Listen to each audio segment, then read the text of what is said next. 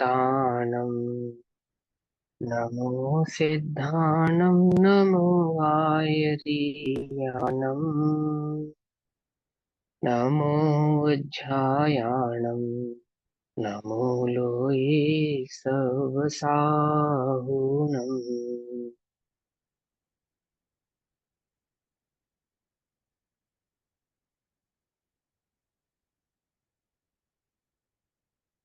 तज्जयति परं ज्योतिः समं समस्तैरनन्तपर्याये दर्पणतलैव सकला प्रतिफलति पदार्थमालिका तत्र।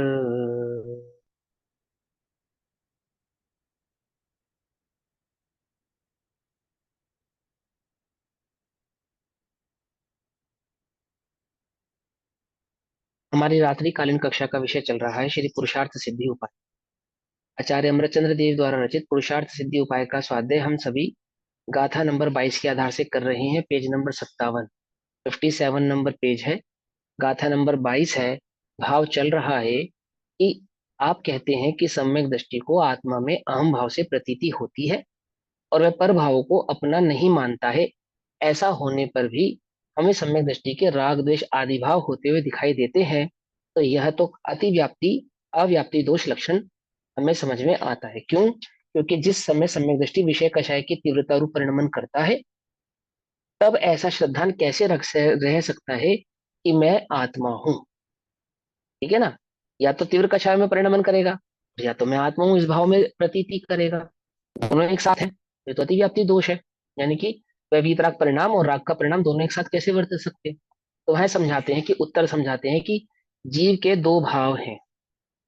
दो भाव हैं अर्थात दो प्रकार के परिणमन है, वो समझा रहे। परिणमन की दो स्थितियों को समझाते हैं। देखो, सबसे पहले आप एक बात समझो, इस प्रकार के प्रश्नों को बड़े ध्यान से समझना चाहिए। ठीक? अपने को 110 कारिकाओं का तो टारगेट है ही कि एक टाइम निश्चित टाइम के अंदर अपने को 110 कारिकाएं पूरी करनी है। लेकिन मैं आपसे एक बात ही कहना चाहता हूँ कि विशेष विशेष शुरू की 25 से 30 कारिकाएं आप ध्यान से समझिए, बहुत ध्यान से। जब ये भाव आपको बहुत अच्छे से समझ में आएगा ना, उसके बाद के ग्रंथ को आप स्वयं भी पढ़ेंगे तो आपको साधारणता बात समझ में आएगी, क्योंकि मूल सिद्धांत समझ में आ जाएगा। ठीक है ना? हम अपनी तरफ से तो निश्चित समय में इसको पूरा करने की कोशिश करेंगे। सभी लोग ध्यान से समझना, लेकिन इसकी मूल मूल विषय वस्तु को समझने के लिए ये बात मैं आपसे कह रहा हूँ। हम अक्सर सुनते हैं कि सम्यक दृष्टि को भी विषय कषाय देखे जाते हैं, और हम वर्तमान युग में इस प्रकार की बहुत भावे बातें पढ़ते भी हैं, है ना?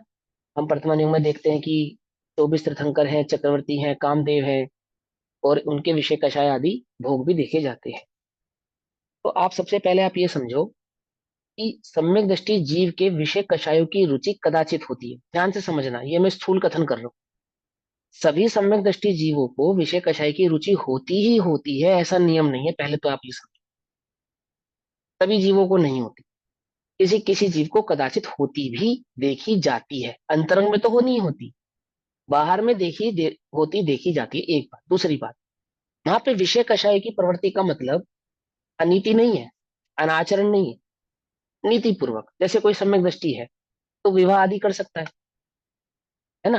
कोई सम्यक दृष्टि है तो अपने जीवन की, अपने प्राणों की रक्षा कर सकता है या नहीं कर सकता है? बोलो, कर सकता है ना? सम्यक दृष्टि जीव अपने प्राणों की रक्षा कर सकता है, अपने परिवार की रक्षा कर सकता है, अपने धन संपत्ति की रक्षा के समय, उस रक्षा के समय वे विरोधी हिंसा भी कर सकता है। तो उस विरोधी हिंसा को वहां पे युद्ध आदि के आधार से प्रस्तुत करते हैं। ठीक? अब चूंकि हमने पुराणों में उसकी हिंसा पढ़ी है, तो हमने वो तलवारबाजी वाली हिंसा पढ़ी है, बंदूकें चल रही है, तलवार चल रही है, तोप चल रही है। लेकिन वर्तमान परिवेश में तलवार चलाए, ऐसा नहीं। परिवेश के अनुसार वह कार्य करता है, परिवेश के अनुसार। जैसे मैं आपको एक एग्जाम्पल देता हूँ, बड़े ध्यान से समझना। मैं ये बात समझाऊंगा, बात को समझाने से पहले एक उदाहरण दे रहा हूँ, सभी लोग उस पर चिंतन करना। पंडित टोडरमल जी के लिए फरमान आया कि राजा ने आपको बुलाया है। ठीक? और जहां तक भी है, कानाफूसी जब होती है तो बात तो पता चल जाती है, अंदर में ये बात तो समझ में आ जाती है कि किसी ने, कोई हमारे विरोध में है और वो राजा है ना? पंडित टोडरमल जी को इस बात का आभास, ये ज्ञान तो हो ही चुका होगा कि भाई किसी ने हमारी शिकायत की है, और उस शिकायत के आधार से इस प्रकार का माहौल हमारे खिलाफ क्रिएट हो रहा है, बन रहा है। एक एक सिचुएशन ये है। एक सिचुएशन है अकलंक निकलंक के साथ। ये अकलंग निकलंग बौद्ध मठ में है और वो अजैन बनकर वहां पर शिक्षा ग्रहण कर रहे हैं। एक आचार्य अकलंग इतिहास में न्याय के एक उच्च कोटि के आचार्य हुए, है ना। उनके ज्ञान से सभी अच्छे तरीके से वाकिफ हैं, और एक बार में ही बात को सुनकर याद कर लेना ये उनकी खासियत है, इस बात के लिए वो फेमस है। अब दो सिचुएशन है। अकलंग निकलंग को मालूम चला कि बुद्धों को पता चल गया है कि हम जैन हैं, और पंडित टोडरमल जी को मालूम चला, ऐसा आभास हुआ कानाफूसी से कि राजा हमारे विरोध में है। तो दो सिचुएशन हुई। अकलंग निकलंग तो भागे जान बचाने के लिए, और पंडित टोडरमल जी नहीं भागे। समझी मेरी बात को? दो स्थिति समझ में ही नहीं आई। तो अब हम दोनों में से सम्यक दर्शन किसको माने? अकलंग निकलंग को सम्यक दृष्टि माने या मिथ्या दृष्टि माने? पंडित टोडरमल जी को सम्यक दृष्टि माने या मिथ्या दृष्टि माने? अपना विचार करना ही आपको सिर्फ। मैं परिस्थितियां समझाऊंगा आपको कि औदैहिक भावों से ज्ञानी के जीवन को नहीं मापा जाता। और ये जो चर्चा विषय कषाय की है, ये बेसिकली औदैहिक भाव की है और किस प्रकार से है, ये दो भावों को मैं आपको समझाना चाहता हूँ। तो मैंने दो सिचुएशन आपके सामने खड़ी करी। इस सब, पहली बात की सम्यक दृष्टिकोण, और दूसरी बात पक्का सम्यक दृष्टिकोण क्या। मैंने हमें क्या लगता है हमारा आदर्श कौन होना चाहिए? क्या हम अकलंग निकलंग को अपना आदर्श माने या नहीं माने, या हम पंडित टोडरमल जी को अपना आदर्श माने? किसको माने?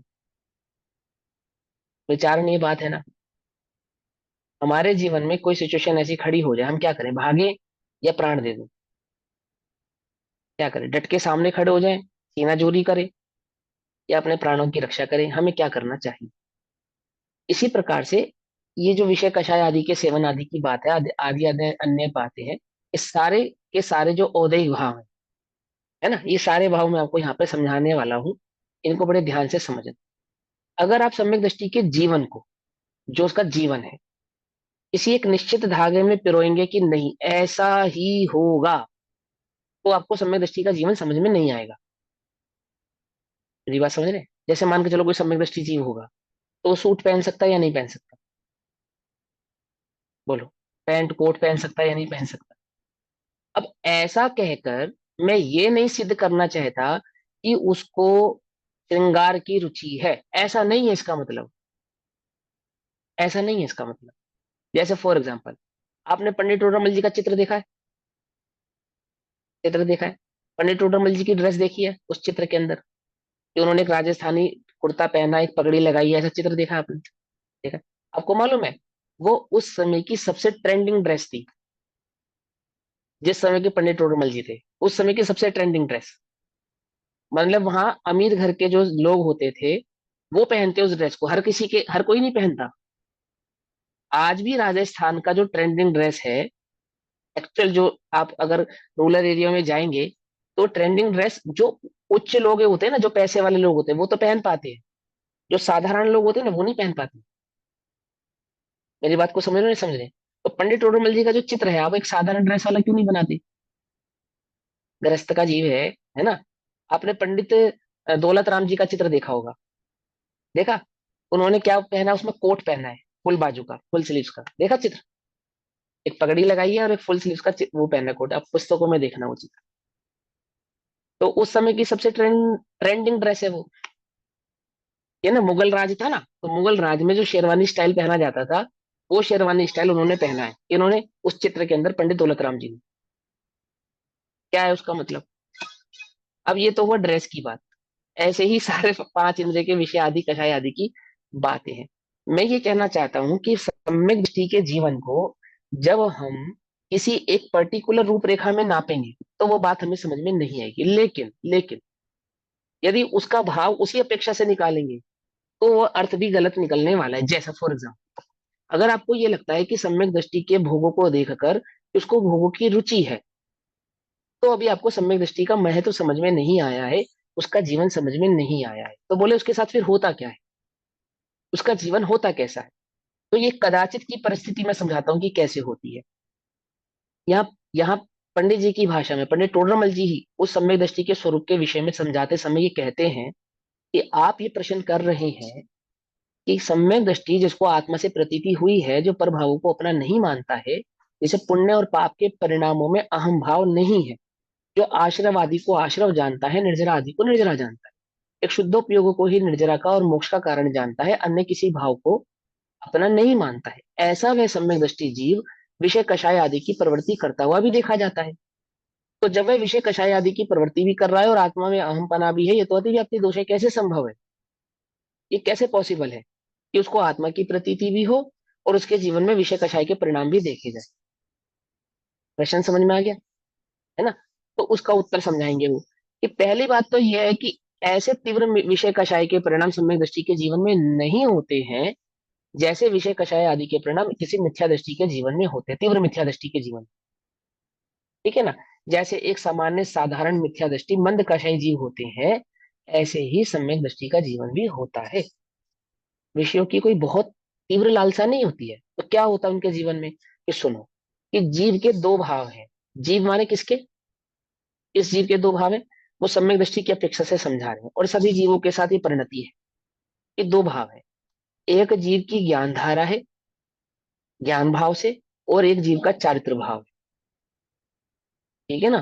श्रद्धा, ज्ञान को हम श्रद्धा की अपेक्षा से समझाएंगे, और एक चारित्र भाव।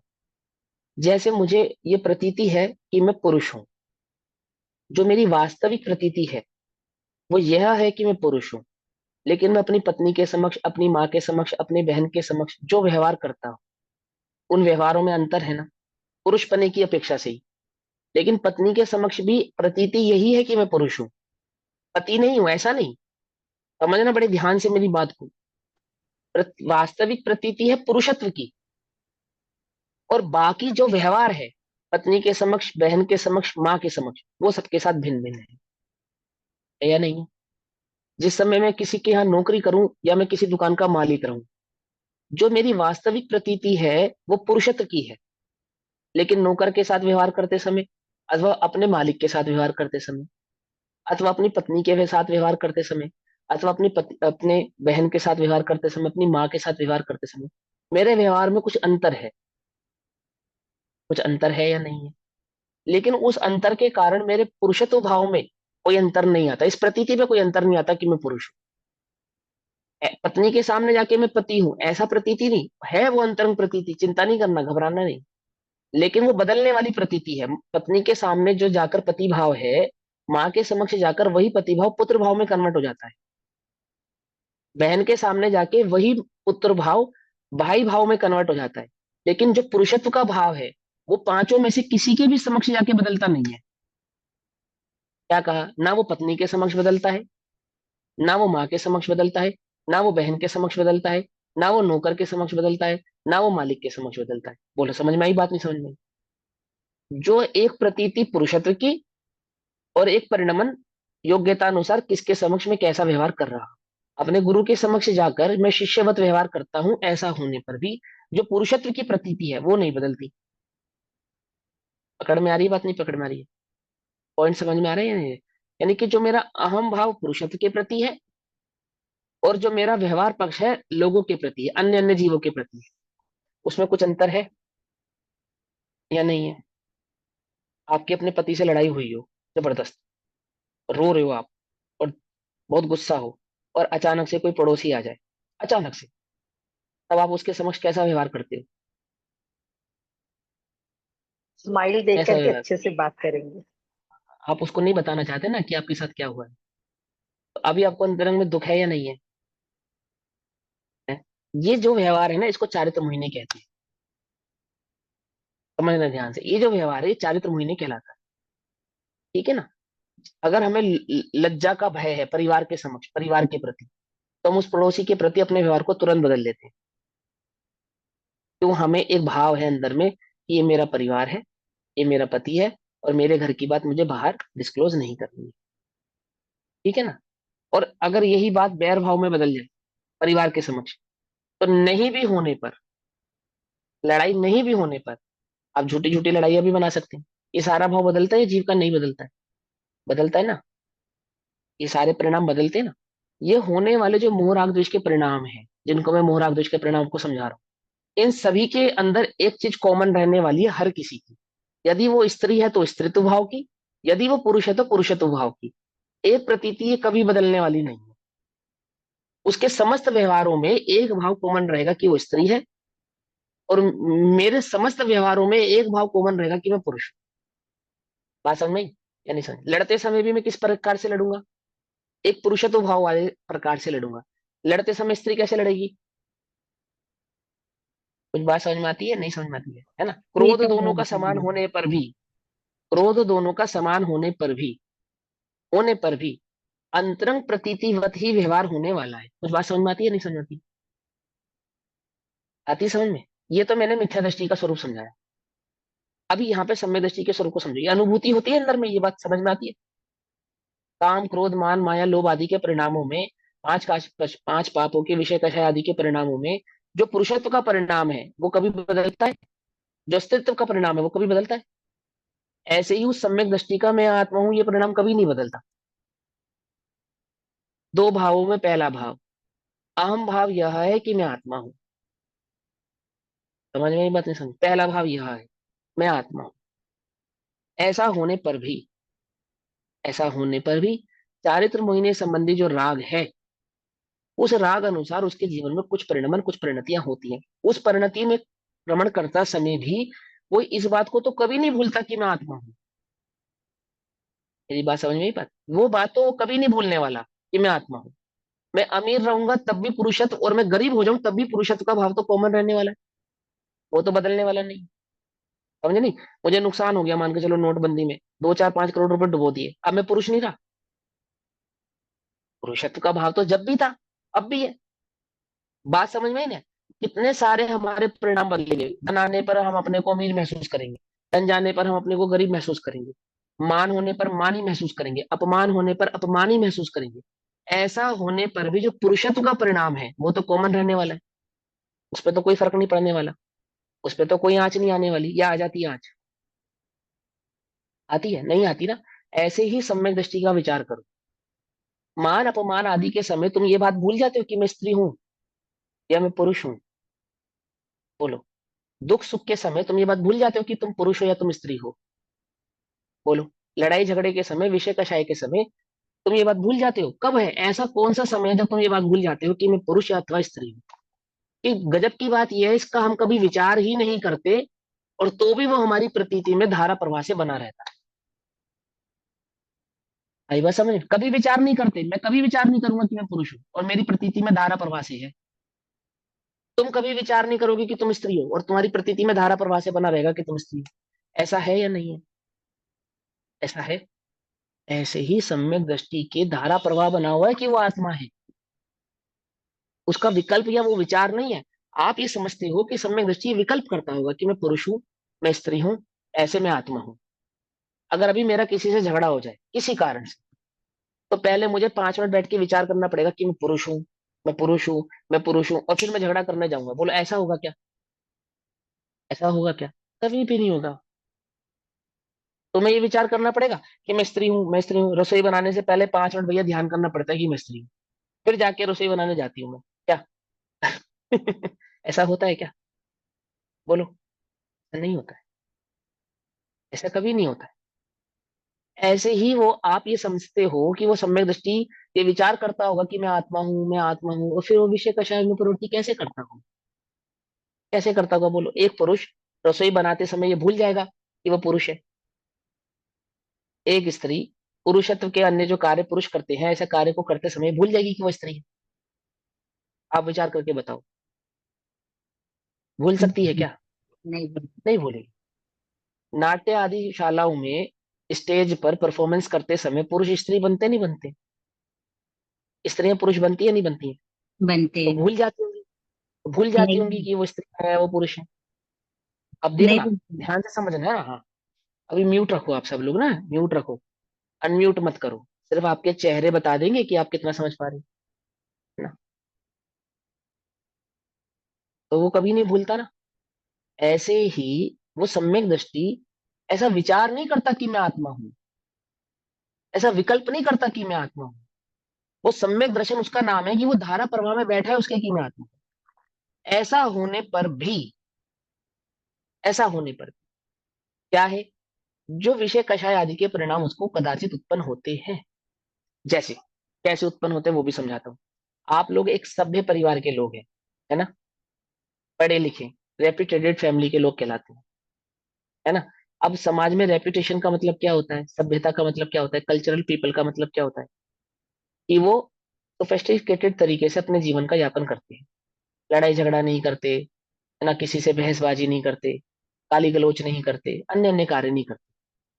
तो मेरा आपसे प्रश्न है, आप गाली गलौज नहीं करते ना, आप लड़ाई झगड़ा नहीं करते ना, है ना, कोई आपको कुछ भी कह दे आप चुपचाप गांधी जी की तरह दूसरा गाल आगे कर देते हैं ना, ऐसे ही करते हैं ना।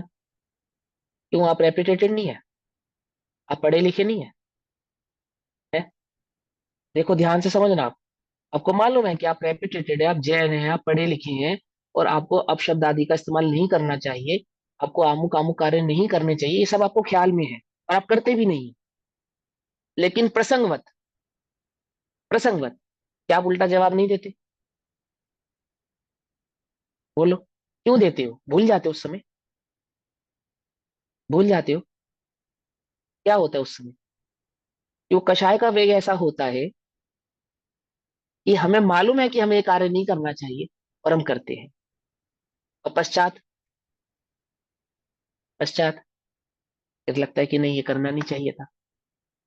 बिल्कुल ऐसा ही डिट्टो, बिल्कुल ऐसा ही उस सम्यक दृष्टि के साथ होता है। उसको प्रतीति है मैं आत्मा हूं, बिल्कुल पता है उसे, शरीर नहीं आत्मा हूं। और कषाय के वेग में ऐसे विषय कषाय आदि के कार्य भी होते हैं, होते हैं। और जैसे, जैसे एक अच्छे सभ्य इंसान को किसी से लड़ाई झगड़ा हो जाने के बाद भी अंतरंग में ये भाव आता है कि नहीं होना चाहिए था, अच्छी बात नहीं है, गलत हुआ जो हुआ, है ना। जो सभ्य इंसान है, जो वास्तविक में सभ्य इंसान है, वो क्या चिंतन करता है कि जो हुआ वो अच्छा नहीं हुआ, ऐसा नहीं होना चाहिए था, ऐसा करता है ना।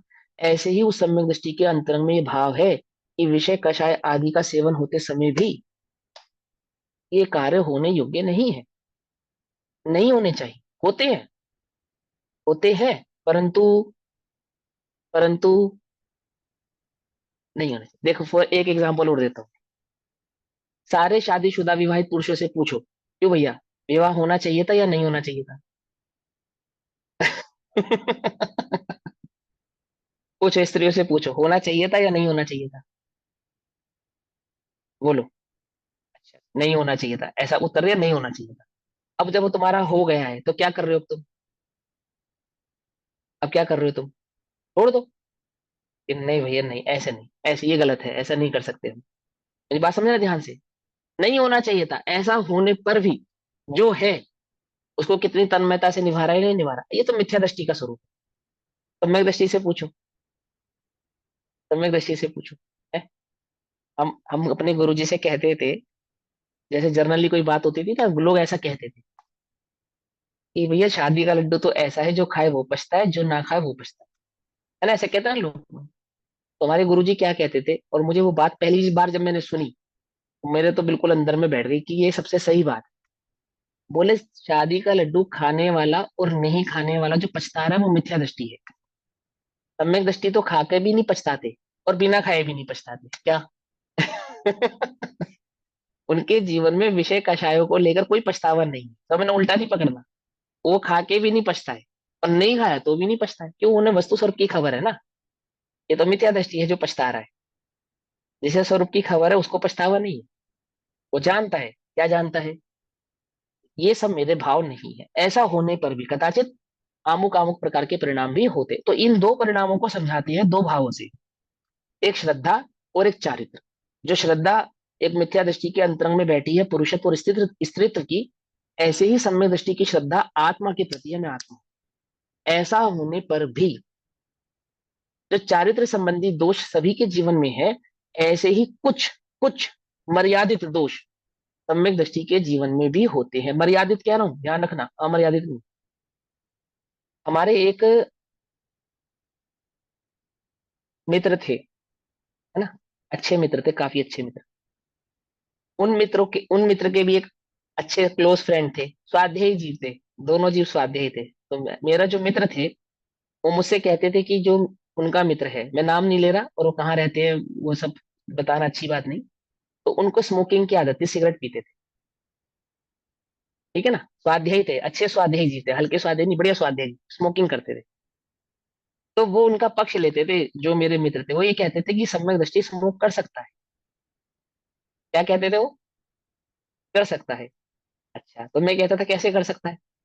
तो वो बताते थे कि नहीं, उसको कषाय होती है तीव्र, ऐसा ऐसा ऐसा ऐसा बताते। तो देखो, अब आप आपको मैं एक चीज समझाऊं, ये छल ग्रहण करने वाली बात। क्यों? अभी जब आप आगे पढ़ेंगे ना, इसी भाव को अभी आगे भी पढ़ेंगे, तब आपको ये बात समझ में आएगी कि क्यों नहीं हो सकता। सम्यक दृष्टि के जीवन में वो आमुख कार्य क्यों नहीं हो सकता।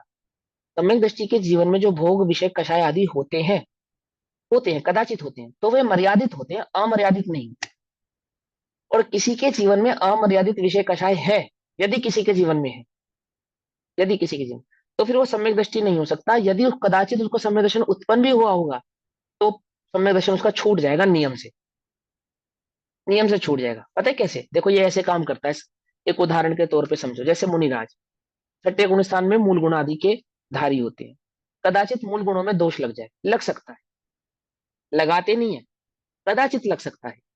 लग जाने पर यदि उनका प्रायश्चित करके वापस स्थित ना करें और अपने को मुनि धर्म वाला ही स्वीकार करें, तो नियम से मिथ्या दृष्टि है, मालूम? मिथ्या दृष्टि हो जाते हैं। दोष लग जाने पर मिथ्या दृष्टि नहीं, दोष का प्रायश्चित नहीं लेने पर मिथ्या दृष्टि है। क्या कहा? फिर बोलूं? अष्टपाहुड़ निकालो, आपको समझाता हूं मैं। 28 मूल गुणों का पालन करने वाले मुनिराज, कदाचित दोष लग जाए तो मिथ्या दृष्टि नहीं है, परंतु दोष का प्रायश्चित लेकर वापस स्वयं को स्थित ना करे तो मिथ्या दृष्टि है। ऐसे ही चौथे गुण स्थान वाला जो सम्यक दृष्टि जीव है, उसके जीवन में कदाचित विषय कषाय होते हैं, परंतु यदि वे अमर्यादित हो जाए और उन अमर्यादित विषय कषाय को स्वीकार कर ले, तो वो नियम से मिथ्या दृष्टि है, सम्यक दृष्टि नहीं हो सकती। अब हम मर्यादा और अमर्यादा की सीमा कैसे बांधेंगे? हमें कैसे पता लगेगा कि कौन सा मर्यादित है कौन सा अमर्यादित है? कैसे मालूम चलेगा हमें भैया, हम किसको मर्यादित माने किसको अमर्यादित माने? है ना? तो ये अभी सम्यक दृष्टि के 8 अंक पढ़ाएंगे आपको, वहां पे आपको मर्यादा और अमर्यादा का भाव समझेंगे दोनों प्रकार से। ठीक। तो पहले यहाँ पे समझते हैं कि वो दो भाव कौन कौन से हैं। पंडित जी ने जो उदाहरण दिया, उस उदाहरण के माध्यम से जीव के चारित्र मोह और दर्शन मोह की अवस्थाओं को समझे। उत्तर पेज नंबर 57, 57 नंबर पेज है। सभी लोगों को समझ में आया जो अभी तक बात कही है? और क्या है ना, सभी लोग आधे, इतने सारे लोग हैं वैसे तो, लेकिन आधों का जो है ना वो वीडियो ऑफ है तो पता ही नहीं चलता। सुनो जी, जीव के दो भाव हैं, एक श्रद्धान रूप और दूसरा परिणमन रूप है। एक तो उसकी श्रद्धा है और एक उसका परिणमन है। अंतरंग में श्रद्धा है, एक उसका परिणमन है, दो परिणाम है। श्रद्धान रूप तो सम्यक का लक्षण है। सम्यक का लक्षण तो प्रतीति है कि मैं आत्मा हूं। ये तो सम्यक दर्शन का लक्षण है कि वो उसने अहम पना किसमें किया है, उसका मैं पना किसमें है, मैं क्या हूं, मैं पना किसमें है। आपका मैं पना धन में है या पुरुषत्व में है या स्त्रीत्व में है, ये देखना आप ध्यान से, ये बात ध्यान से समझना। अब हम लोक में तो कहते हैं कि मेरा मैं अपना धन में है, मेरा मैं अपना परिवार में है, क्योंकि जिसका एक परमाणु मात्र में भी मैं पना है, उसका समस्त संसार में मैं पना है। लेकिन फिर भी अगर मैं इसमें भेद करूं, तो आप ये पाएंगे कि धन जाने के बाद भी आप इस प्रतीति को नहीं छोड़ेंगे कि मैं पुरुष या स्त्री हूं। तो आपका जो वास्तविक प्रतीतिपना है, वो स्त्रीत्व या पुरुषत्व भाव में है, जो वास्तविक मैं पना है। ऐसे ही सम्यक दृष्टि का जो मैं पना है, वो किसमें है? वो आत्म भाव में है, मैं आत्मा हूं, मैं ज्ञानादि गुणों का धारी आत्मा, शरीर नहीं। ये उसका क्या है? श्रद्धान है, प्रतीति है। आगे, और परिणामान रूप चारित्र का लक्षण। परिणामन रूप जो लक्षण है वो किसका? स्थिरता और अस्थिरता। चारित्र माने वो जिसमें प्रतीति की है ना, उसकी स्थिरता और अस्थिरता, समझे? जिसमें प्रतीति की है उसकी स्थिरता और अस्थिरता। सम्यक दृष्टि विषय कषाय के परिणमन रूप हुआ, अर्थात सम्यक दृष्टि का उपयोग या सम्यक दृष्टि का भाव इस रूप से परिणमित होता है कि उसको विषय कषाय की प्रवृत्ति देखी जाती है, विवाह आदि करते हुए देखा जाता है, व्यापार आदि करता हुआ देखा जाता है, युद्ध आदि करता हुआ देखा जाता है, सम्यक दृष्टि देखा जाता है ना? श्रद्धान में प्रतीति यथावत है, परंतु श्रद्धान में जो प्रतीति है वह छूटती नहीं। श्रद्धान की प्रतीति नहीं छूटी। वो पुरुष जो स्टेज पर स्त्री का रूप धारण करके उस कार्य को कर रहा है, उस नाटक को कर रहा है, ऐसा होने पर भी वह पुरुष है ऐसी प्रतीति तो उसकी छूटती नहीं। आवाज भी बदलता है, हाव भाव भी करता है ना, सभी प्रकार का प्रदर्शन करता है, परंतु उस प्रदर्शन में वह पुरुष है इस बात को तो कभी भूलता नहीं। और वो ये भी कहे कि एक समय के लिए मैं भूल ही गया था कि मैं पुरुष हूँ। ऐसा ऐसा कलाकार कहते ना कि कुछ समय के लिए तो मैं बिल्कुल भूल गया था कि मैं पुरुष एकदम स्त्री। आपको मालूम उस क्षण में भी वो नहीं भूलता कि मैं पुरुष हूँ। वास्तविक बात तो यह है। वो भूलना किसको समझते हैं? वो मानसिक विकल्प को भूलना समझते हैं। समझे नहीं समझे? जैसे तुम अभी याद कर रहे हो कि तुम पुरुष हो, कभी याद करते हो कि तुम स्त्री या पुरुष हो? कभी याद किया तुमने? कभी नहीं किया। तो भूल गए होंगे तुम। कभी विकल्प भी नहीं किया और कभी भूले भी नहीं। कभी विचार भी नहीं किया और कभी भूले भी नहीं। आई बात समझ में? सम्यक दृष्टि कोई विकल्प करता हूं मैं आत्मा हूं ऐसा भी नहीं, और कभी भूलता भी नहीं। समझ में आ रही बात? नहीं समझ में आ रही है? कभी भूलता भी नहीं। ऐसा जिस प्रकार गुमाश्ता, गुमाश्ता माने अकाउंटेंट, अकाउंटेंट है ना, या हम लोग पीए प्राइवेट असिस्टेंट, उसको मुनीम। गुमाश्ता कहते हैं। मुनीम है ना, मुनीम या प्राइवेट असिस्टेंट या अकाउंटेंट ऐसा समझ लो। तो जिस प्रकार गुमाश्ता साहूकार का नौकर है, किसी सेठ के यहाँ पे कोई नौकर है, उसके अंतरंग में ऐसी प्रतीति है कि यह सब कुछ सेठ का कार्य है। क्या है अंतरंग में? तो उसको पता है कि मैं सेठ के यहाँ पे नौकरी कर रहा हूँ। आई बात समझ में? मेरा घर तो भिन्न ही है। ये जो सेठ का घर है, ये जो सेठ का धन है, ये सेठ का व्यापार है, ये मेरा नहीं है। ये उसको अच्छे से प्रतीति है ना। आप कभी कैश जमा कराने गए हो अकाउंट बैंक में? गए हो? अकाउंटेंट आपसे पैसा लेता है? लेता है। उसको फटाफट नोट दो तो लेता है? नहीं लेता। क्यों नहीं लेता? एक आधा रुपया कम दो तो लेता है? नहीं लेता। क्यों? तुम उसको बोलो कौन सा तेरे खाते में जा रही है, तो कौन सा तेरा नुकसान हो रहा है? क्या तो नौकरी कर रहा है यहाँ पे? बोलो उसको, तुम बोल सकते हो कि बोलो भैया तेरे पिताजी का क्या जा रहा है? वो आपसे कैसे लड़ेगा, कैसे बहस करेगा? कि मानो वो बैंक का अधिकारी हो, मालिक हो। ऐसे ही करेगा ना? ऐसे करेगा ना? वो एक जरा सा भी आपको सपोर्ट नहीं करेगा। वो जो बात कागज में लिखी है आपने, भले ही वो उसको तो तनख्वाह से मतलब है, तनख्वाह ही मिलेगी ना, लेकिन बैंक का कार्य कितने चौकस तरीके से करता है वो। एक व्यापारी अपने गल्ले पे बैठकर रुपया छोड़ सकता है क्या? पर वो अधिकारी, वो बैंक का जो है अकाउंटेंट, वो नहीं छोड़ेगा एक रुपया भी। वो नहीं कहेगा ना भैया, पूरा चाहिए पूरा, और ये फटा हुआ नोट नहीं चलेगा, है ना। फिर आप उसको बैंक के नियम समझाओ, तो क्या कहेगा? हमें नियम मत समझाओ, ये नोट नहीं चलेगा, बात, है ना। आदि आदि इस तरह की बहसें होती है ना। तो क्या कहते हैं, मेरा घर तो भिन्न ही है और ये सेठ का घर तो भिन्न नहीं है, तो उसको पता है, मुनीम को पता है ये बात अच्छे से। ऐसा होने पर भी क्या होता है कि परिणामों से तो सेठ के कार्य में परिवर्तन करता है, और उस सेठ के कार्य को मेरा मेरा भी कहता है। सेठ के व्यापार को मेरा व्यापार, सेठ के घर को मेरा घर, सेठ के नफा नुकसान को मेरा नफा नुकसान, ऐसा वह कहता है ना। और पूरी निगरानी रखता है, पूरी चौकसी से करता है। करता है नहीं? नफा नुकसान होने पर हर्ष शोक भी करता है, और उस प्रतीति को बार बार संभालता भी नहीं है। ऐसा नहीं कि उसको विचार करना पड़े बार बार, ये तो सेठ जी का, ये मेरा नहीं, सेठ जी का, ये मेरा नहीं, ऐसा कुछ नहीं करना पड़ता उसको। ऐसा नहीं करना पड़ता। ऐसा विकल्प नहीं करना पड़ता, अरे मैं क्यों लड़ रहा हूँ, ये तो सेठ जी का है। अरे मैं क्यों चिंता कर रहा हूँ, ये तो सेठ जी का है। हो गया नुकसान तो हो गया, सेठ जी का नुकसान हुआ है, मेरे पिताजी का क्या गया, ऐसा नहीं करता। लेकिन फिर भी उसको पता है कि मेरा नहीं है, सेठ जी का है। ऐसा विकल्प भी नहीं है, ऐसा विचार भी नहीं है। और होने वाले नफे नुकसान आदि के परिणामों में हर्ष विषाद भी उसको सारा का सारा वर्तता है। नफा नुकसान होने पर संभालता नहीं, परंतु जिस समय उस सेठ का और अपना हिसाब करता है, लेकिन जिस समय हिसाब करता है, जिस वक्त हिसाब करता है, उस समय क्या होता है? तब जैसी प्रतीति अंतरंग में थी वैसी प्रकट करता है कि भैया ये हिसाब के हिसाब से ये इतना मेरा है और ये सेठ जी का है ना। समझे नहीं समझे? हिसाब के काल में क्या मानता है कि जो उसकी तनख्वाह है, सैलरी, मेहनताना, उतना ही मात्र अपना है, अन्य कुछ मेरा नहीं है। अभी पूरे पूरे महीने मेरा है करता करता सुखी दुखी होता होता, और जब हिसाब पे आता है तब मात्र उतनी ही स्वीकृति में मेरापन रखता है जितनी स्वीकृति सेठ के साथ मेहनताने की है। अन्य 10 पैसे में भी मेरापना वह रखता नहीं है।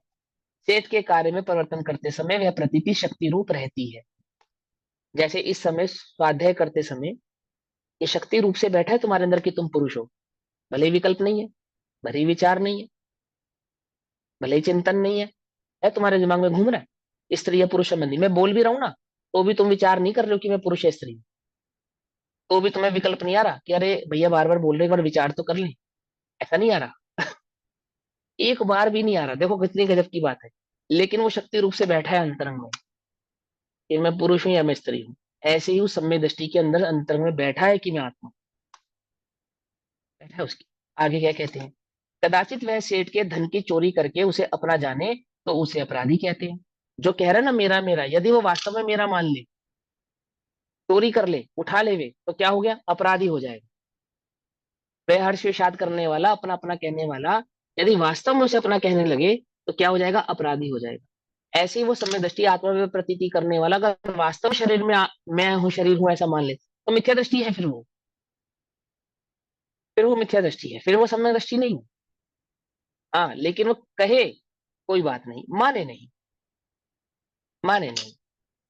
फिर वह गुमाश्ता सेठ की नौकरी को पराधीन दुखदायक मानता है। मानता ही नहीं मानता है?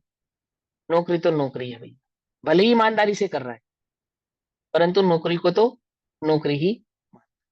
परंतु अपने स्वयं के धन के बल बिना आजीविका के वशवर्ती होकर उसके काम में परिवर्तन करता है। यानी व्यापार करने में सामर्थ्य नहीं होने के कारण नौकरी करता है, नौकरी को पराधीन जानता है, ईमानदारी से करता है, हर्ष विषाद भी करता है, अपने को अपना जानता है, पर को पर का जानता है। ऐसा होने पर भी क्या कमजोरी है कि धनार्थी नहीं होने के कारण, परवशता के कारण सेठ क्या नौकरी करता है, ऐसा करता है। वैसा ही ज्ञानी कर्म के उदय को भोगता है। बस, ज्ञानी की प्रवृत्ति भी कुछ इसी प्रकार की है। परवश जैसे वह धन की कमी होने के कारण, ऐसे ही ज्ञानी के शुद्धोपयोग की कमी होने के कारण आत्मा हूं ये प्रतीति तो है, पर उस आत्मा में स्थिरता जो होनी चाहिए वो स्थिरता नहीं होने के कारण विषय कषाय आदि के परिणामों में भी परिवर्तता है। लेकिन कैसे, जैसे वो दुखी है ना, दुखी नौकरी में, ये पॉइंट समझो यहाँ पे, ऐसे ही ज्ञानी भी विषय कषायों को भोगता हुआ सुखी नहीं है, विषय कषायों में सुख नहीं मानता है। अब हमारे पढ़ने में और ज्ञानी के जीवन में ये अंतर, मिथ्या दृष्टि को लगता है कि विषय कषाय को सेवन करते समय सम्यक दृष्टि उस विषय कषायों में सुख मानता है, और ज्ञानी की परिणति में उन विषय कषायों का पंचम सेवन करते समय भी ज्ञानी उन विषय कषायों में सुख नहीं मानता। ये अंतर है। आई बस समझ में, अहम पना तो उसका आत्मा में भी है, आत्मा में ही है, और सुख बुद्धि उसकी आत्मा में ही है, पर भाव में सुख बुद्धि नहीं है। ये बात समझ में आती है? हम्म। चलो अब आगे समझते हैं। इसके अंतरंग में ऐसी प्रतीति है कि यह सब दिखावा मात्र भेष है। वैसे जैसे गुमाश्ता है ना, गुमाश्ता क्या समझता है कि वो जो जो मैं कह रहा हूं मेरा है आदि आदि, ये सब बाहरी बातें हैं।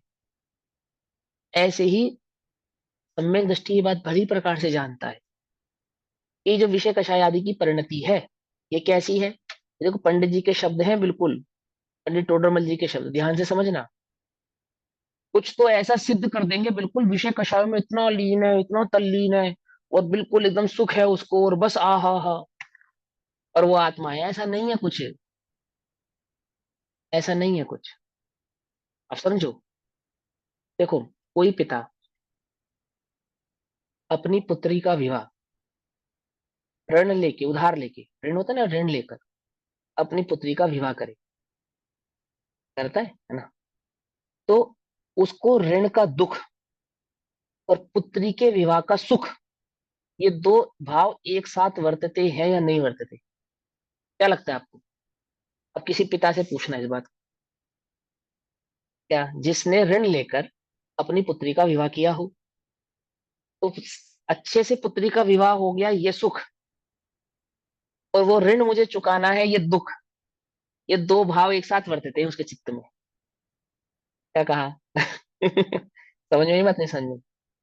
एक ही ऋण के आधार से, मतलब धन के आधार से, धन संबंधी ऋण और धन से हुआ विवाह, एक धन से ही हुए ना दोनों काम, तो उसी धन के व्यय रूप होने वाले विवाह से सुख भाव, और उसी धन को ऋण के आधार से लेने के कारण दुख का भाव, ये दो भाव उसके चित्त में घूमते हैं।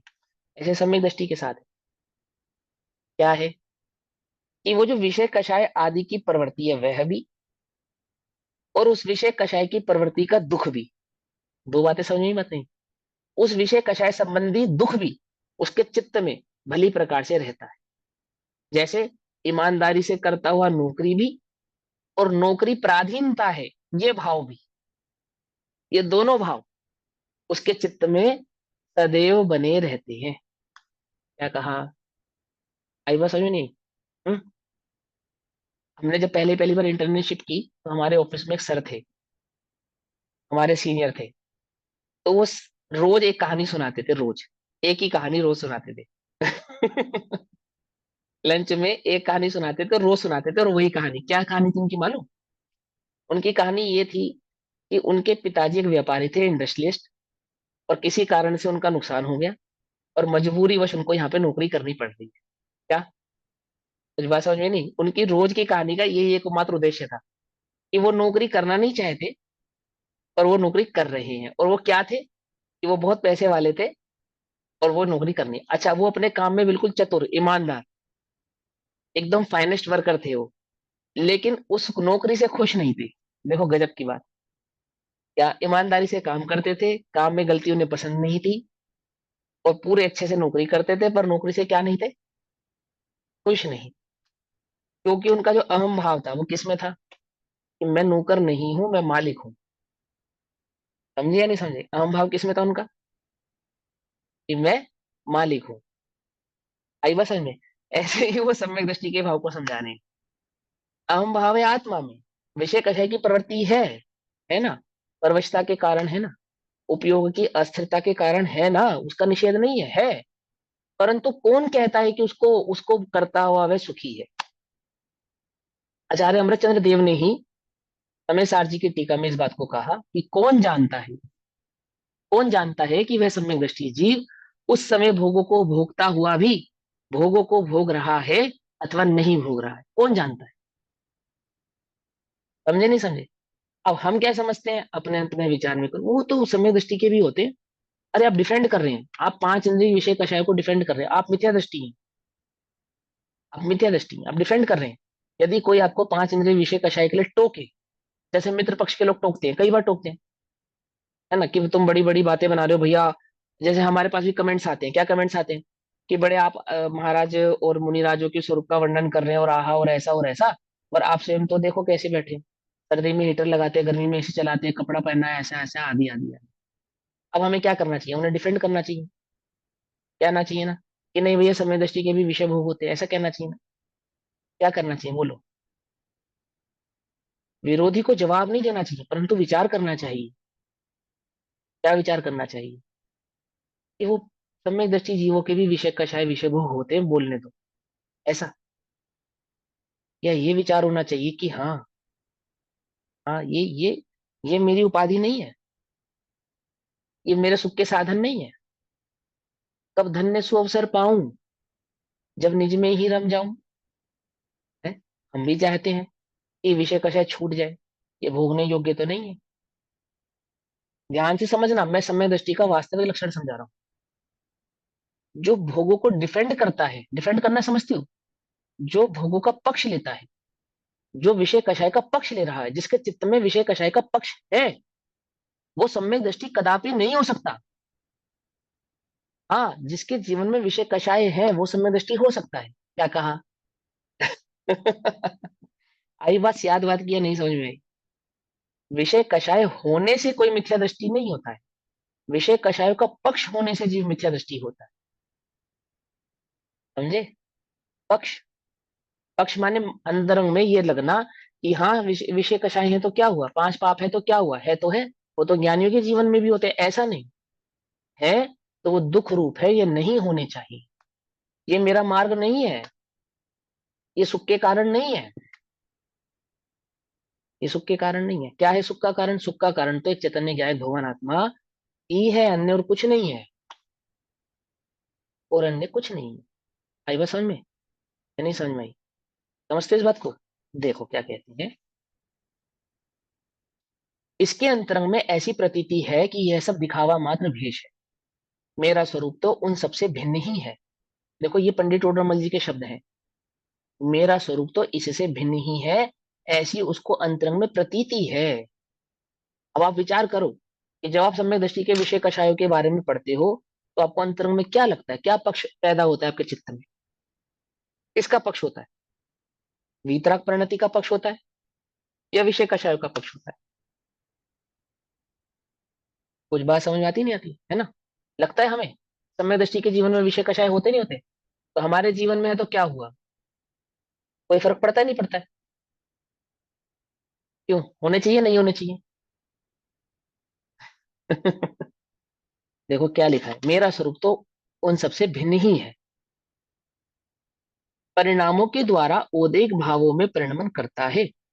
उदेक भाव यानी कि कर्म के तीव्र उदय के कारण होने वाली जो उसकी जीव की अवस्था है, उस अवस्था रूप वह परिणमन भी करता है। ठीक है ना? कर्मोदय के संबंध के वश, इसके वश, जैसे वहां धनार्थी नहीं होने के कारण वो सेठ का पुत्र नौकरी कर रहा है, तो ऐसे ही कर्म के उदय की तीव्रता के कारण अहम भाव तो आत्मा में है, उसकी तो कोई नो डाउट वाली बात है, लेकिन तीव्र कर्म के उदय में क्या है? मेरा मेरा भी कहता है, उस रूप परिणति भी करता है, उस रूप भाव कार्य भी करता है, और अपनी उस प्रतीति को बार बार संभालता भी नहीं है, ऐसा बार बार विकल्प भी नहीं करता है मैं तो आत्मा हूं, ऐसा नहीं करना पड़ता बार बार। लेकिन अंतरंग में प्रतीति रहती है, बिना संभाले भी बनी रहती है। जैसे वो नौकरी करते समय भी कभी नहीं भूले कि मैं सेठ का पुत्र हूँ, मैं मालिक हूँ। मैंने बताया ना, हमारे ऑफिस में एक सर थे, कभी नहीं भूले, नौकरी कर रहे हैं लेकिन कभी नहीं भूले। ऐसे ही अंतरंग में, वो कभी अंतरंग में ये भाव नहीं जाता कि मैं आत्मा हूं, वो प्रतीति कहीं नहीं जाती, ये भी करते, सारे काम भी करते।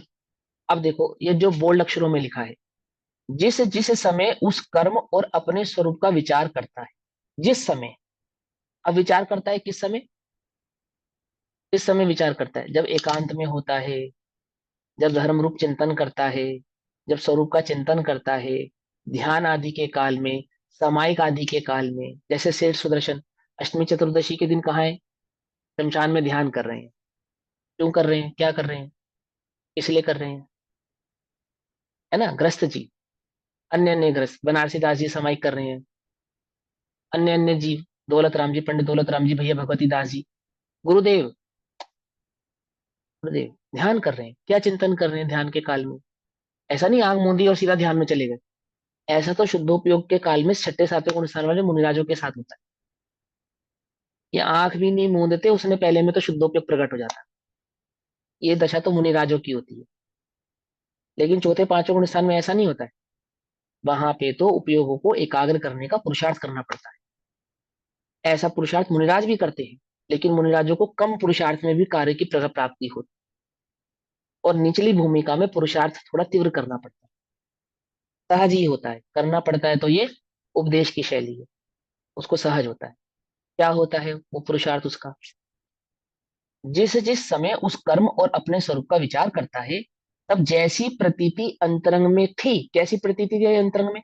कि मैं आत्मा हूं, है ना? ये प्रतीति थी ना, जैसी प्रतीति अंतरंग में थी वैसी ही प्रकट भी करता है, यानी कि वह आत्मानुभूति को प्राप्त भी होता है, अनुभव भी प्रकट करता है।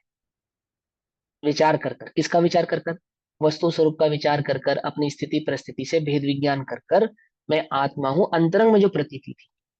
गाड़ी चलाते समय नहीं, भोजन पकाते समय नहीं, समझे? गुरुदेव के समय एक महिला ये दावा करती है कि वो सम्यक दृष्टि है, और सम्यक दर्शन का क्या लक्षण बताया उसने, उसके पति ने बताया, पति ने। तो वो कहता है कि इसको ना क्षण क्षण भर में आत्म अनुभव होता है, क्षण क्षण भर में।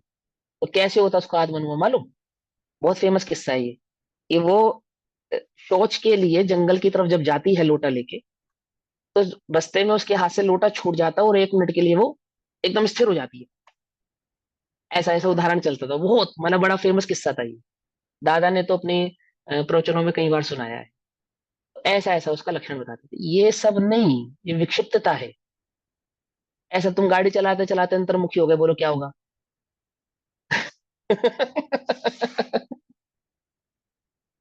बोलो क्या होगा? गड़बड़ हो जाएगी भैया। आत्मा में पहुंचे नहीं पहुंचे, कहीं और जरूर पहुंच जाओगे है।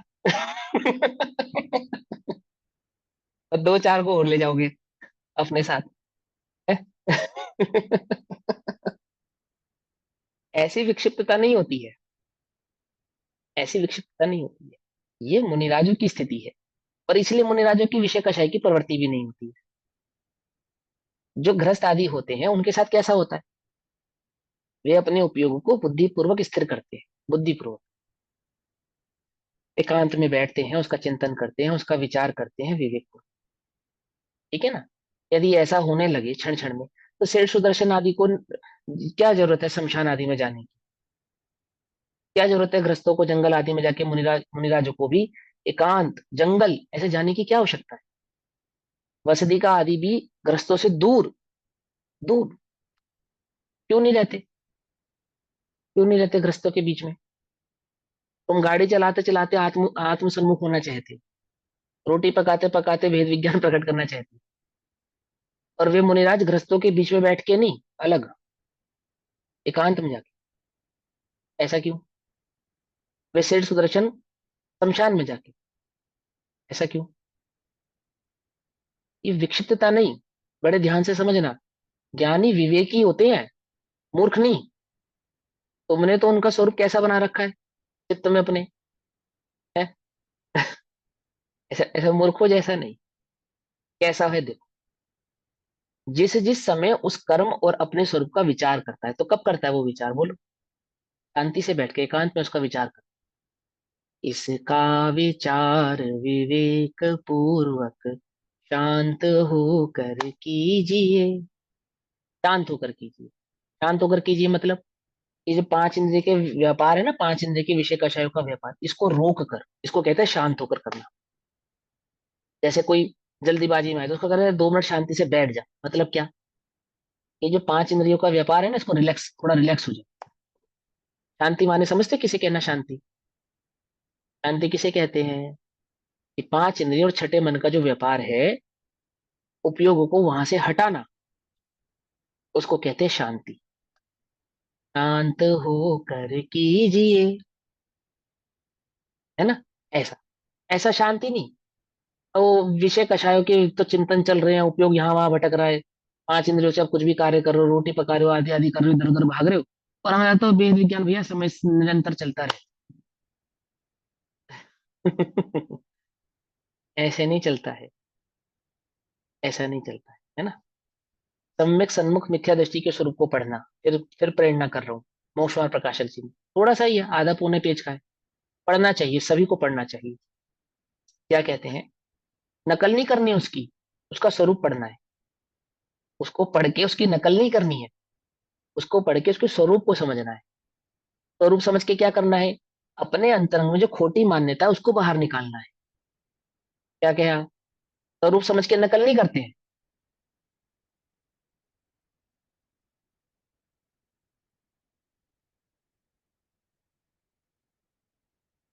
देखो, सर्वप्रथम जब समय सारजी हाथ में आया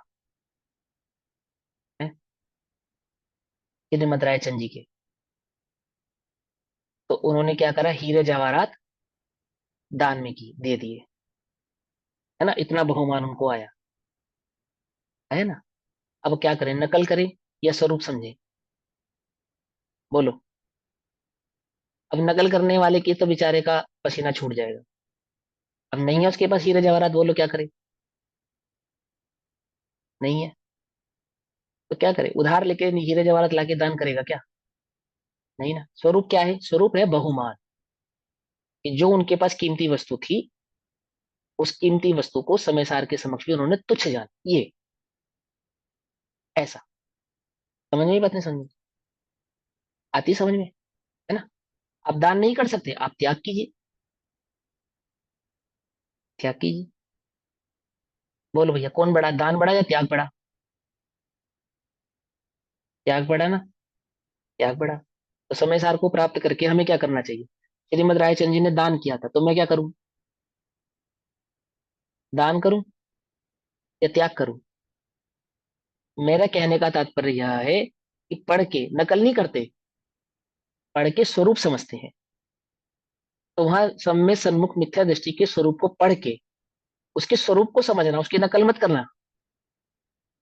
समझे? स्वरूप समझोगे तो प्रकट होगा, नकल करोगे तो फिर तो नकली नकली होगा, है ना? स्वरूप समझना तो क्या कहते हैं? प्रतीति अंतरंगमिति वैसी ही प्रकट करता है, फिर उस कर्म के उदय में वह प्रतीति शक्ति रूप रहती है। जो उसने आत्मानुभव के काल में प्रकट किया, जिसकी प्रतीति थी, उसका अनुभव किया, यानी कि वो आत्मानुभव प्रकट करने के पश्चात, पश्चात भी क्या रहता है? प्रतीति बनी रहती है। और जो विषय कषाय आदि के भाव होते भी हैं, कर्म आदि के उदय होते भी हैं, उस अनुसार परिणति भी होती है, लेकिन प्रतीति नहीं छूट।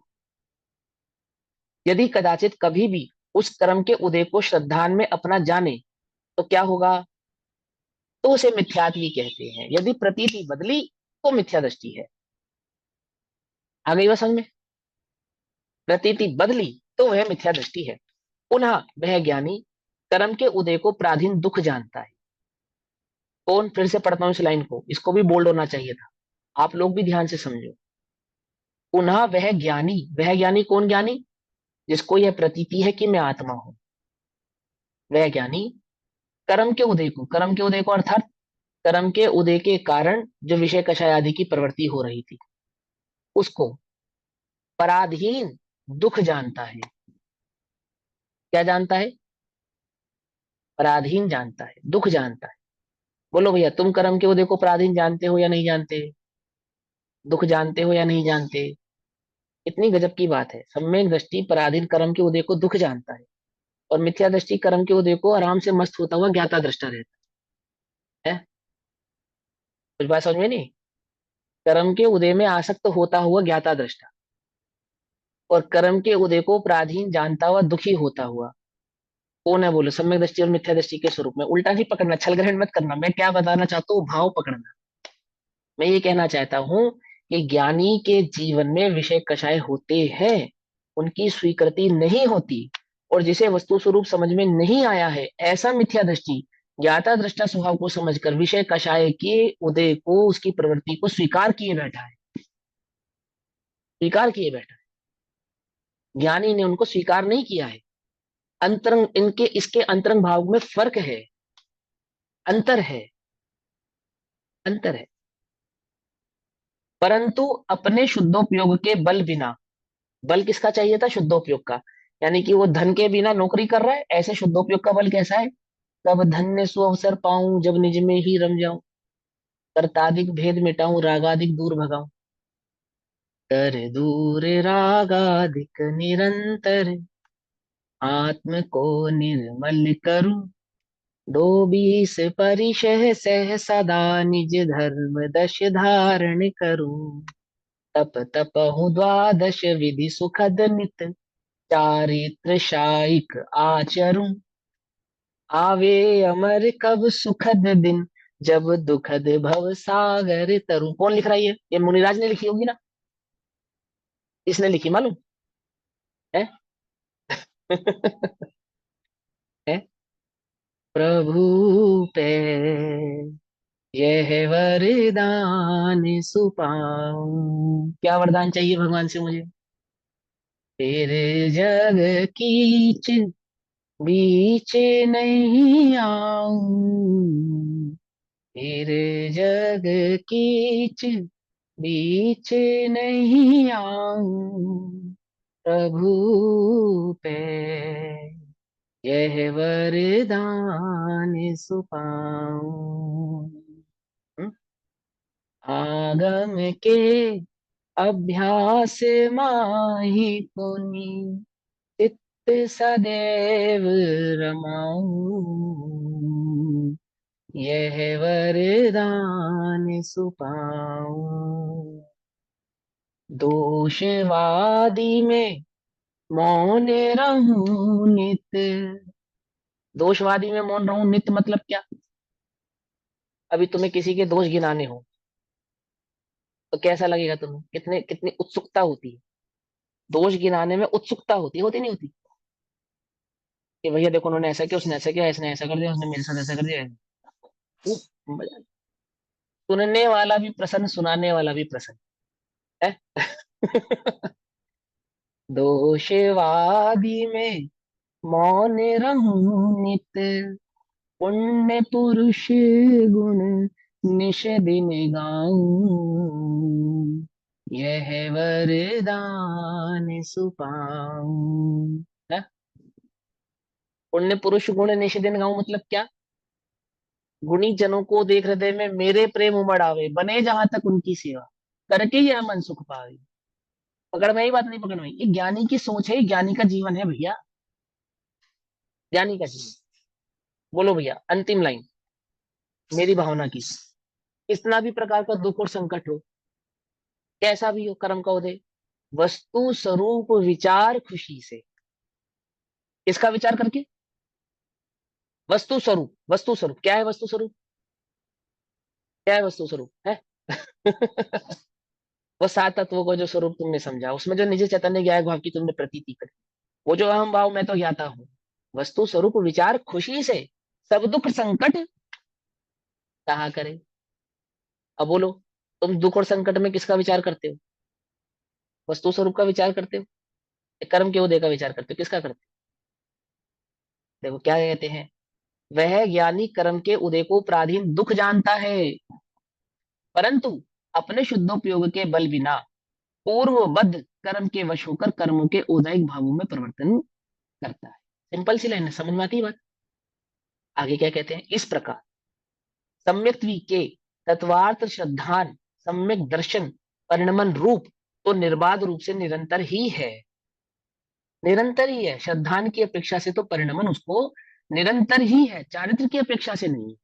परंतु ज्ञानोपयोग अपेक्षा से देखो जाए, इसकी अपेक्षा से ज्ञानोपयोग की अपेक्षा से देखा जाए, तो सामान्य रूप अथवा विशेष रूप अवस्था में अथवा व्यक्त अवस्था में सम्यक रूप परिणमन तो सदाकाल होता ही है। ठीक। क्वेश्चन, भले ही इस लक्षण में अव्याप्ति दोष नहीं है, परंतु अव्याप्ति दोष तो लगता है, ये प्रश्न है। भले ही आपने हमें सिद्ध करा कि इसमें अव्याप्ति दोष नहीं है, पर दोष तो है ना, क्योंकि अंतरंग में परिणति तो आप कह रहे हो आत्मा की है, और राग देश विषय कषाय का परिणमन भी है। कारण की द्रव्यलिंगी मुनि जिन प्रणीत सात तत्वों को ही मानता है, अन्य मत के कल्पित तत्वों को नहीं मानता। लक्षण तो ऐसा होना चाहिए जो लक्ष्य के अलावा अन्य स्थान में ना पाया जाए। उत्तर, द्रव्यलिंगी मुनि जिन प्रणीत तत्वों को ही मानता है, ध्यान से समझना, अभी थोड़े दिन पहले आपको समझा था ना द्रव्यलिंगी के संदर्भ में, सात तत्वों को मानता है। कौन से सात तत्वों को? द्रव्य प्रणीत, जिन प्रणीत भगवान के द्वारा बतलाए गए सात तत्वों को मानता है, परंतु शरीर आश्रित क्रियाकांड को अपनी जानता है। क्यों जानता है? क्योंकि वहां पे भेद विज्ञान नहीं प्रकट किया, देह से भिन्न निज चैतन्य ज्ञात भाव में अहम भाव धारण नहीं किया है उसने। इससे अजीव तत्व में जीव तत्व का श्रद्धान करता है। आत्मा हूं की जगह शरीर ही मैं हूं ऐसा श्रद्धान करता है। शरीर है अजीव, आत्मा है जीव। मैं हूं, क्या हूं मैं, जीव हूं या शरीर हूं? है तो जीव, मानता है मैं शरीर हूं ऐसा। और शरीर की क्रिया को अपनी क्रिया मानता है, शरीर से होने वाले धर्मादि भाव को अपना धर्मादि भाव मानता है, उसके चारित्र आदि को अपना चारित्र आदि मानता है। इससे अजीव तत्व में जीव तत्व का श्रद्धान करता है। पुनः आश्रव बंध रूप जो शील संयम आदि रूप परिणाम है, पुनः आश्रव बंध रूप जो आश्रव के जो कारण है, ऐसे शील संयम परिणाम, शील संयम उपवास आदि किसके कारण है? आश्रव के या निर्जरा के? हैं? इसमें तो आश्रव। आश्रव के। आश्रव अरे के देखो, कारण। हाँ क्या समझे, क्या समझ में आई बात, नहीं समझ में आई? व्रत तप त्याग उपवास इसके कारण है, आश्रव के कारण है। तो हमें तो आश्रम नहीं करना ना, तो क्या करेंगे हम? कि विषय कषाय भोगेंगे, विषय कषायों का सेवन करेंगे, वो तो निर्जरा के कारण होंगे ना। हाँ भैया हाँ, सम्यक दृष्टि के विषय कषाय निर्जरा के कारण है। आश्रव संयम और व्रत संयम आदि वो बंध के कारण है, ऐसा ही है। अरे भैया, विषय कषाय आदि भी बंध के कारण है, संयम आदि भी बंध के कारण है। शुद्धोपयोग ही एकमात्र वीतराग भाव होने से निर्बंधता का कारण है, ऐसा समझा रहे हैं यहाँ पे। समझे?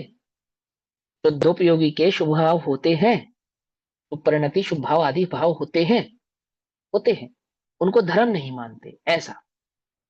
आश्रव तत्व को निर्जरा तत्व नहीं मानते, अजीव तत्व को जैसे जीव तत्व नहीं मानते ना, ऐसे आश्रव तत्व को निर्जरा तत्व नहीं मानते ऐसा। मुझे मालूम है समय हो गया है, लेकिन मैं ये लाइन पूरी कर देता हूँ, ठीक, सुनो ध्यान से। शील संयम आदि रूप परिणाम परिणाम है, उन्हें संवर निर्जरा रूप मानकर मोक्ष का कारण मानता है। देखो द्रव्यलिंगी क्या करता है, जो जो आश्रम का कारण है उन्हें संवर निर्जरा का कारण मानकर मोक्ष का कारण मानता है। द्रव्यलिंगी पाप से तो विरक्त हुआ है, इतना किया तो शाबाश, परंतु परंतु पुण्य में उपादेय बुद्धि से परिणमन करता है, इसलिए उसे तत्वार श्रद्धा नहीं है। इस भांति विपरीत अभिप्राय रहित तत्वार्थ श्रद्धान सम्यक दर्शन अंगीकार करना चाहिए। इस प्रकार सात तत्वों के स्वरूप को यहां समझाया। अब सम्यक के 8 अंगों का वर्णन करते हैं। तो सबसे पहले निशंकित अंग की बात कहते हैं, जो सम्यक दृष्टि होते हैं, जिन्हें सम्यक दर्शन प्रकट होता है, जिन्हें तत्वार श्रद्धान होता है, ऐसे सम्यक दृष्टियों के जीवन में 8 अंग प्रकट होते हैं। उन 8 अंगों का स्वरूप गाथा नंबर 23 के आधार से आचार्य देव हमको समझाएंगे। तो अभी समय हुआ, तब तक के लिए सभी को जय जिनेन्द्र। ओम नमः सिद्धेभ्यः। भैया मुझे एक क्वेश्चन है। निज निधि निज में बताई, यह अनंत उपकार है उसके लिए, जिनवाणी माँ को वंदना शत बार। नमो हरिहंता नमो हरिहंता।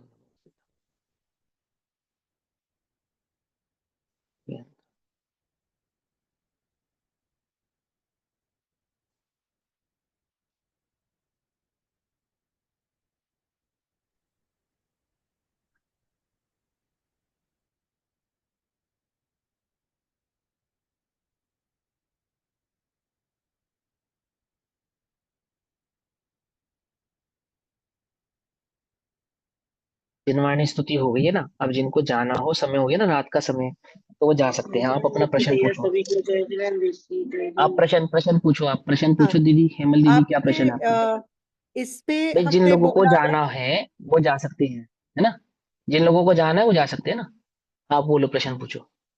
हमने यहाँ कहा कि द्रव्यलिंगी पाप से तो विरक्त हुआ, परंतु हम्म। पुण्य में उपादेय बुद्धि से परिणमन करता है ना। हम्म। इसमें जो पुण्य में उपादेय जो बुद्धि है, वो जब भी उसका अनुभव होएगा तो वो पुण्य की बुद्धि भी जाएगी ना उसको, द्रव्यलिंगी हाँ को जब देखो, वो जो भावलिंगी जो जो होएगा हाँ, वो सहज जो से हो सम्यक दर्शन, जाएगा ना। हाँ वो तो कॉमन, वो तो दोनों एक ही बात है। आत्मा में उपादेय होना, अन्य, इसका मतलब अन्य सभी में हे पना हो जाना, हाँ, हे बुद्धि हो तो जाना। क्योंकि द्रव्यलिंगी ऐसे तो नहीं सोचेंगे ना कि मैं पाप से तो विरक्त हुआ हूं, मगर अभी तक शुभ उद्योग नहीं आया है तो ये पुण्य का काम करना है। वो उसके लिए उसको उपादेय बुद्धि कहते हैं। देखो सुनो, अगर उसको ये भेद विज्ञान रहे कि ये जो ये क्या नाम है, ये जो पुण्य भाव है, ये मेरे ये उपादेय नहीं है, यानी ये बंध का हाँ, कारण है, यदि इसको ऐसा हाँ, भेद विज्ञान रहे, हाँ, तो भी बात कुछ और होवे। बात यह है, ये समझाई जा रही है यहाँ पे, कि उसको ऐसी स्वीकृति अंतरंग में कि ये जो नहीं है। पुण्य आदि का जो कार्य है, ये मेरे करने योग्य है, होना चाहिए, और ये करने से मुझे निर्जरा प्रकट होगी। ये व्रत तप त्याग संयम नियम उपवास आदि करने से मुझे निर्जरा प्रकट होगी। अब देखो बात यह है कि व्रत तप त्याग नियम संयम उपवास आदि होते तो हैं, परंतु उनको वे निर्जरा का कारण नहीं जानते। इसमें अंतर समझो आप। और द्रव्यलिंगी की समस्या क्या है, कि वो उसको निर्जरा स्वीकार करके बैठा है। आई बात समझ में? अब जब उसने स्वीकार ही कर लिया है कि इसमें निर्जरा है, तो वो आगे कैसे बढ़ेगा? तो बढ़ ही नहीं सम्यक पाएगा ना। दर्शन भी नहीं होएगा उसको, क्योंकि नहीं उसकी होगा। हाँ। वो अलग हाँ। रॉन्ग हाँ, मान मिथ्या भाव मिथ्या है उसको, उसकी। समझ हाँ, गए, है ना? समझ गए। अब हमें समय दर्शन क्यों नहीं प्रकट होगा, ये तो द्रव्यलिंगी की बात हुई, हमें क्यों नहीं प्रकट होगा? यदि हम भी कोई बात मिथ्या ग्रहण करेंगे, अपनी मान्यता में सुधार नहीं करेंगे, वस्तु स्वरूप का राइट और डायरेक्ट चिंतन नहीं करेंगे, सही वे में चिंतन नहीं करेंगे, और किसी एक मिथ्या पक्ष को स्वीकार कर लेंगे अंतरंग में, तो हमें समय दर्शन प्रकट हो जाएगा, जब नहीं हो द्रव्यलिंगी सकता। कोई नहीं हो रहा। तो हमें नहीं कैसे होगा होएगी। बोलो? नहीं हो पाएगा ना। तो इसीलिए आचार्य हमको फोकस कराते हैं कि आप तत्वों के स्वरूप को सही से समझो, सही से समझो, अपने अंतरंग की जो मिथ्या मान्यता है उसका सुधार करो। बार बार आपको ये वो प्रेरणा कर रहे हैं, सुधार करो, इसलिए कर रहे हैं क्योंकि जो आप सम्यक दर्शन के प्रकट होने के पश्चात ही धर्म भाव प्रकट होता है, और उसके पश्चात ही रत्नत्रय आदि का मार्ग प्रशस्त होता है। उससे पूर्व की स्थिति में तो प्रकट होता नहीं है। ठीक है, तो ऐसा भाव समझना चाहिए। और भैया, जो मुनि होंगे जिनको अनुभव नहीं हुआ है, मगर वो हम्म। पुण्य की एक्टिविटीज को हेय मानते हैं, उनको हम्म। उनका कोई टाइटल है? उनको द्रव्यलिंगी तो नहीं कह सकते फिर? उनको भी द्रव्यलिंगी कहते हैं। जब तक आत्म अनुभव नहीं हुआ है, जब तक जीव की स्थिति मिथ्या दृष्टि की ही है, और उस मिथ्या दृष्टि के विभिन्न प्रकार के नाम है। ठीक है ना? जैसे गृहस्थ आदि में होने पर उसको श्रावक कहते हैं, मुनि आदि होने पर उसको द्रव्यलिंगी कहते हैं। ठीक है ना? अगर उसका जीवन निर्दोष है तो उस अपेक्षा से। ठीक, आई बात समझ में? तो टाइटल तो उसका वही रहने वाला है, टाइटल तो उसका बदलने वाला नहीं है। यदि उसको संवेदन नहीं हुआ है तो भी टाइटल वही रहेगा, टाइटल नहीं बदलेगा। क्योंकि कुछ तो ठीक, मिथ्या है जिसकी वजह से सम्यक दर्शन नहीं हुआ है, करेक्ट? अनुभूति नहीं है, सम्यक दर्शन नहीं है, यही मिथ्या है। कुछ क्या है? हाँ, गॉट यही इट। है, अनुभूति नहीं हुई, आत्मानुभूति नहीं हुई, आत्मा में हमपना नहीं हुआ, तीन कशा चौकड़ी का अभाव नहीं हुआ। यही है। कुछ क्या है? वो प्रत्यक्ष है वो बात। सम्यक दर्शन प्रकट नहीं हुआ है, रत्नत्रय का जो परिणाम है वो प्रकट नहीं हुआ है, तीन कशा चौकड़ी का अभाव नहीं हुआ है, तो वही वही उसका मुनिपना नहीं होने का रीजन है। सिंपल सी बात है। अब वहां द्रव्यलिंगी का मतलब सिर्फ कोरा मिथ्या दृष्टि नहीं होता, अपेक्षा समझा रहे हैं वो। अब द्रव्यलिंगी मिथ्या दृष्टि की अपेक्षा से भी कहते हैं, और अगर इसके बारीक तारतम्य से स्वरूप को समझेंगे तो सम्यक दृष्टियों को भी द्रव्यलिंगी कहते हैं। हाँ हाँ हाँ। ठीक है ना? गुण स्थान की राइट। अपेक्षा से कहते हैं। कहते हैं। तो वो बिल्कुल ऐसा नहीं, वहां पे तो द्रव्यलिंगी कह के सिर्फ आपको ये इंडिकेट करना है कि बिना सम्यक की क्या स्थिति है, हाँ। ये समझाना है। ठीक है ना? Got it. ये सब। हाँ। चलो, और हो गया। चलो भैया, जय जिनेन्द्र सभी को। ओम नमः